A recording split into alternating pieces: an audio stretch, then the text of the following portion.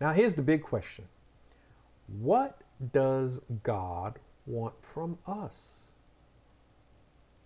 Jesus told us it's worship, which involves knowing who God is and being totally honest with Him. Honesty is the implied element in circumcision. No part of that person is hidden from God.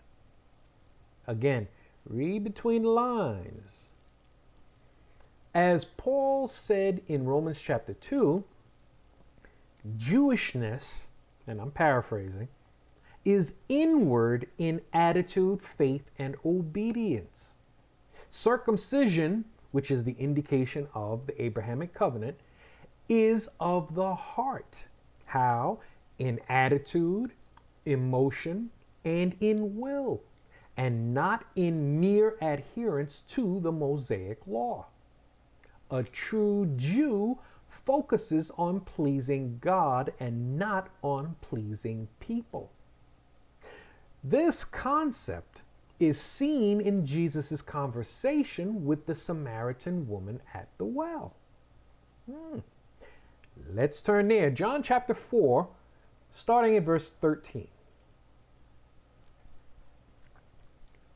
So now here she's talking with Jesus. He asks for water. She said, well, you don't have anything to draw with. And he said, well, if you knew who you were talking to, he would give you, water, the waters of life. I'm paraphrasing. Here we go to verse 13. Jesus answered her and said unto her, whosoever drinketh of this, referring to the natural water, shall thirst again. But whosoever drinketh of the eternal water that I shall give him shall never thirst. But the water that I shall give him shall be in him a well of water springing up into everlasting life. Jesus is using symbolic language here. Now, if anybody recalls what we covered last time at the end of Genesis chapter 21, where we talked about the significance of wells. In the Middle East at that time, whoever dug the well had access to that land and could claim the land.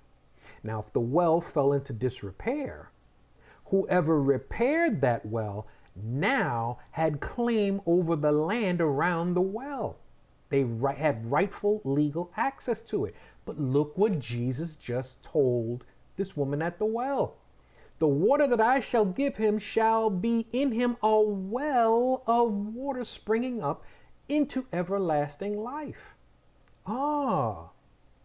So if Jesus repaired the relationship between us and Yahweh, and he digs this well in us, again figuratively speaking, from which these eternal waters spring, that tells us that Jesus now has legal right and claim to the area around the well. If that well is in us, that means Jesus now has legal right and legal claim to us.